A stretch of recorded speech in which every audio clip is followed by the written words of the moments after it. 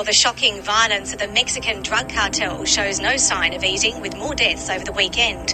Last year alone, 15,000 Mexicans were slaughtered.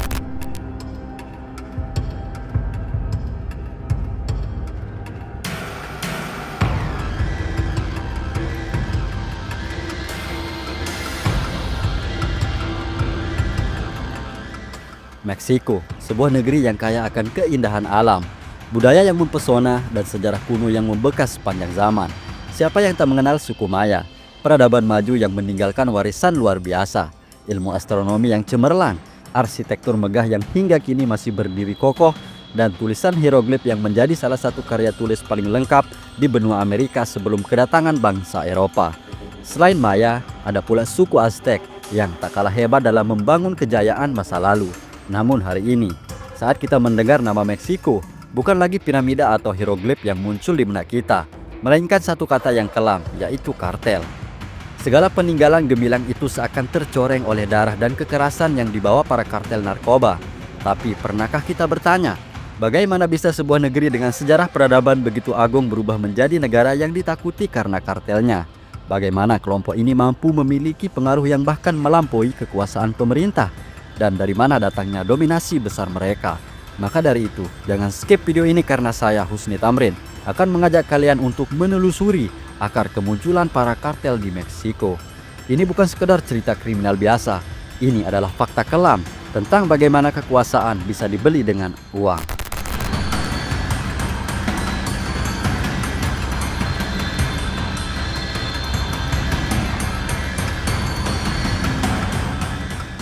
Secara geografis, Meksiko memiliki posisi yang sangat strategis. Negara ini berbatasan langsung dengan Amerika Serikat, pasar terbesar untuk distribusi narkoba di dunia.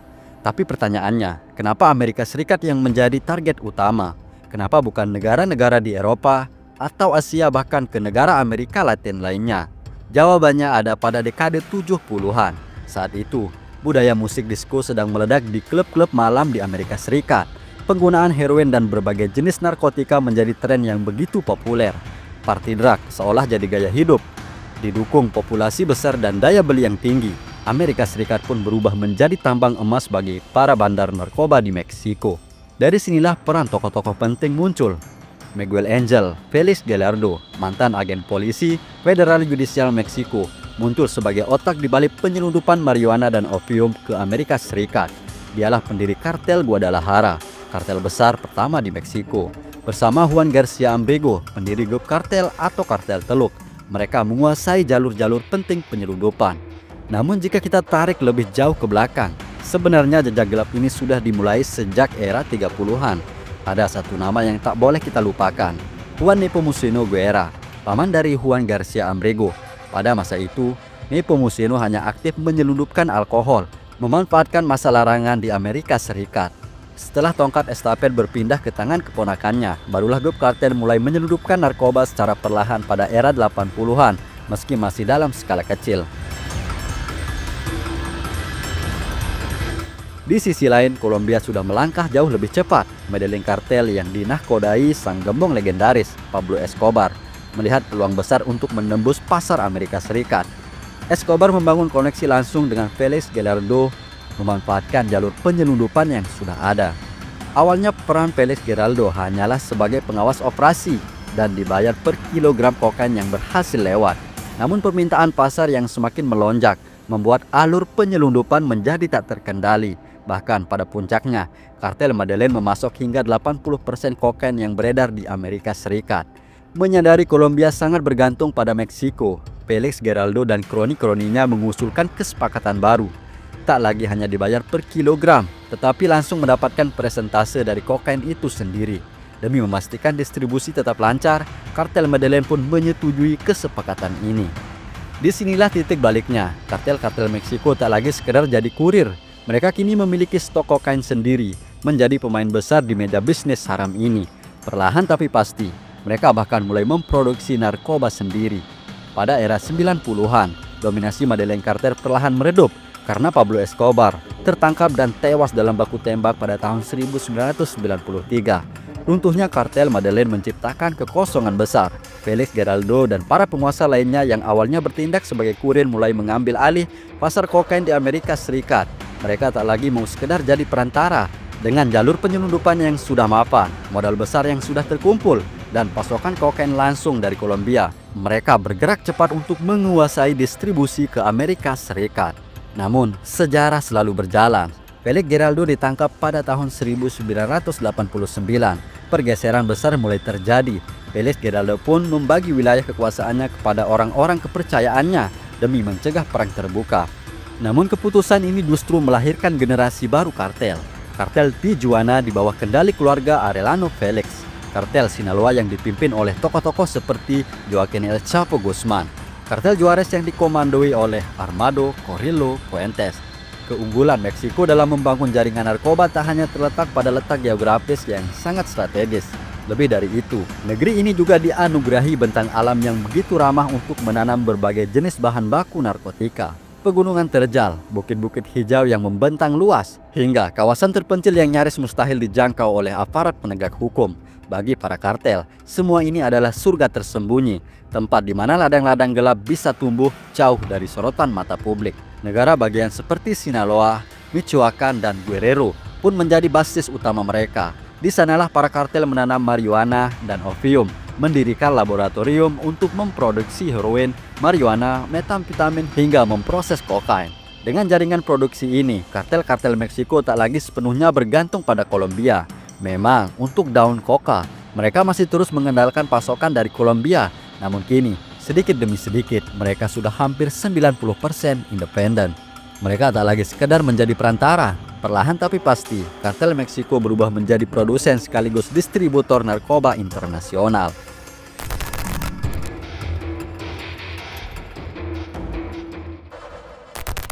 Good afternoon. I am delighted to welcome my friend, but I do want to emphasize, and I emphasize this privately with President Calderon. Meskipun otoritas Amerika Serikat telah melakukan berbagai langkah tegas untuk memerangi para kartel, namun kenyataan di lapangan tak semudah yang dibayangkan. Pemerintah Amerika Serikat tak hanya mengerahkan upaya penegakan hukum, tapi juga menggelontorkan dana hingga 3,5 miliar dolar Amerika Serikat demi memperkuat militer Meksiko. Dana itu digunakan untuk membeli senjata, kendaraan taktis, hingga peralatan canggih demi satu tujuan, memutus jaringan kekuasaan kartel. Namun faktanya, di jalanan Meksiko, senjata modern dan teknologi muktahir seringkali tak ada artinya. Uang tetap lebih ampuh daripada peluru. Dengan pendanaan yang sangat mapan, para kartel mampu menyusup ke dalam tubuh pemerintahan. Mereka menyuap aparat penegak hukum, polisi, tentara, bahkan jaksa demi satu hal, kebebasan untuk beroperasi. Tapi infiltrasi mereka tak berhenti sampai di sana. Para bos kartel paham kalau hanya membeli aparat, kekuasaan mereka rapuh. Maka mereka menembus lebih dalam, merangkul para politisi dan berafiliasi langsung dengan partai politik. Dengan begitu, mereka bukan hanya memiliki kekuatan ekonomi, tapi juga kekuatan politik untuk memengaruhi kebijakan negara. Salah satu partai yang paling banyak disebut memiliki hubungan erat dengan para kartel adalah Partai Revolusioner Institusional atau PRI. Selama bertahun-tahun, partai ini dituduh memfasilitasi distribusi narkoba, memberi perlindungan hukum, bahkan memastikan operasi kartel tetap berjalan lancar. Bukti-buktinya mencengangkan. Pejabat yang diketahui punya hubungan langsung dengan bos kartel. Kasus penangkapan anggota kartel yang selalu berhasil lolos atau divonis ringan. Dan dana kampanye yang diduga kuat berasal dari uang kotor perdagangan narkoba. Dan kesimpulannya, upaya Amerika Serikat dan pemerintah Meksiko untuk memerangi kartel justru sering dihalangi oleh sistem yang korup dari dalam. Kartel tak hanya kuat di jalanan, mereka juga kuat di gedung parlemen dan kantor pemerintahan. Inilah yang membuat perang melawan narkoba di Meksiko menjadi perang panjang yang nyaris tak pernah selesai.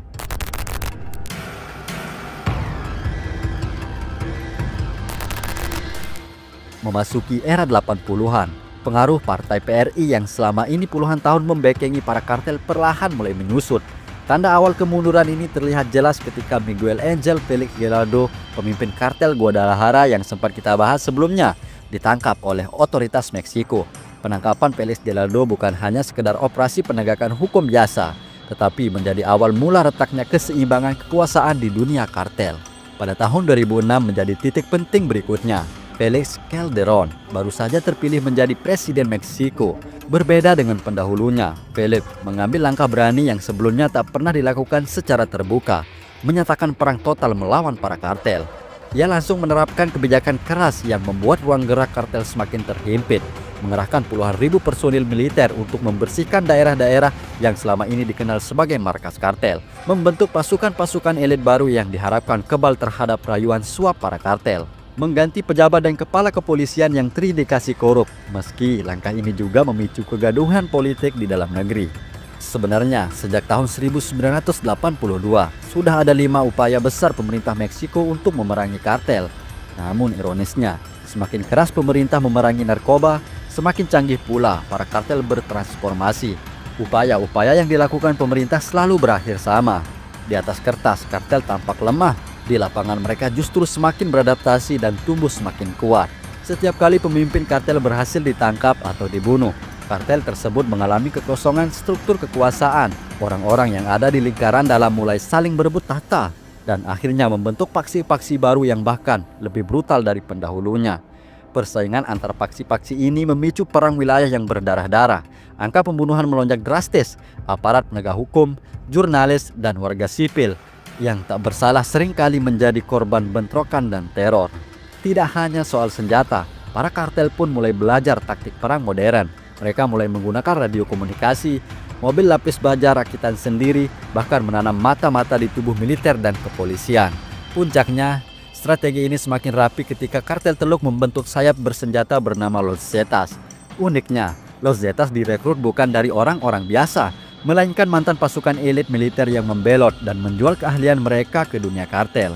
Tugas mereka bukan hanya menjaga bos kartel, tapi juga menguasai wilayah, memungut pajak, dan memberangus rival. Cara Los Zetas inilah yang kemudian ditiru oleh kartel-kartel lain. Mereka tak mau kehilangan wilayah dan pengaruh, sehingga masing-masing membentuk pasukan paramiliter sendiri.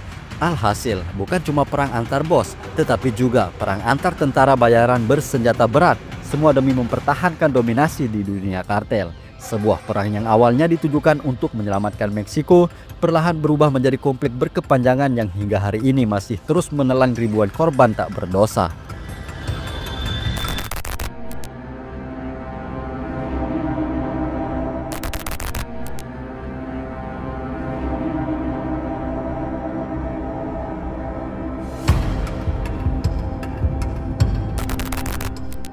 Selain korupsi, ada satu faktor lain yang tak kalah penting dan sering luput dari pemberitaan, yaitu kemiskinan. Kemiskinan menjadi tanah subur yang membuat kartel narkoba tumbuh begitu pesat di Meksiko. Selama bertahun-tahun, perhatian pemerintah pusat terhadap desa-desa terpencil, kawasan pegunungan, dan kota-kota kecil nyaris tidak tersentuh. Ketimpangan sosial pun membengkak. Yang kaya semakin kaya, sementara yang miskin semakin terpuruk. Banyak warga tak punya pilihan lain. Kadang mereka gagal panen, harga hasil bumi terlalu murah, dan kesempatan kerja resmi hampir tidak ada. Dan di saat yang sama, para kartel datang menawarkan kesempatan, pekerjaan yang berbahaya tapi menjanjikan penghasilan berkali-kali lipat dari kerja keras mereka seumur hidup. Di wilayah kekuasaan, para kartel tak hanya merekrut pekerja, mereka juga membangun infrastruktur yang tak pernah tersentuh pemerintah. Mereka memperbaiki jalan desa, membangun sekolah darurat, membagikan bahan pangan, obat-obatan, bahkan biaya pengobatan gratis bagi keluarga miskin. Inilah yang kemudian menciptakan paradoks kelam. Kartel menjadi seperti pahlawan bagi sebagian rakyat miskin. Mereka dianggap lebih peduli dan lebih nyata daripada pemerintah yang hanya datang menjelang pemilu saja. Di mata banyak keluarga, bekerja untuk kartel bukan lagi pilihan, melainkan satu-satunya jalan untuk bertahan hidup. Seorang ayah jadi kurir lintas kota demi menyekolahkan anaknya. Seorang remaja jadi penjaga ladang marijuana demi menghidupi ibu dan adik-adiknya. Bagi mereka, hukum dan moral terkadang kalah oleh rasa lapar. Hal ini menyebabkan ketika aparat militer menggelar operasi penangkapan, warga lokal seringkali jadi garda terdepan untuk melindungi para bos kartel. Mereka memblokir jalan dengan truk dan batu, mengusir tentara dengan teriakan dan ancaman, bahkan memberi peringatan lewat jaringan radio komunikasi jika ada razia mendekat. Bagi banyak warga, kartel bukan hanya majikan, mereka adalah pelindung, penolong, dan tumpuan harapan di tengah kemiskinan yang nyaris tak berujung. Dengan begitu, keberadaan kartel justru semakin kuat karena ketidakadilan sosial ini. Selama pemerintah gagal menghapus kemiskinan dan ketimpangan, kartel selalu punya ruang untuk berperan. meski dengan cara yang gelap. Dan semakin besar peran mereka di mata rakyat, semakin sulit pula pemerintah untuk benar-benar memerangi kartel sampai akar-akarnya. Karena perang melawan kartel pada akhirnya juga adalah perang melawan kemiskinan, ketidakadilan, dan kegagalan negara hadir bagi rakyatnya.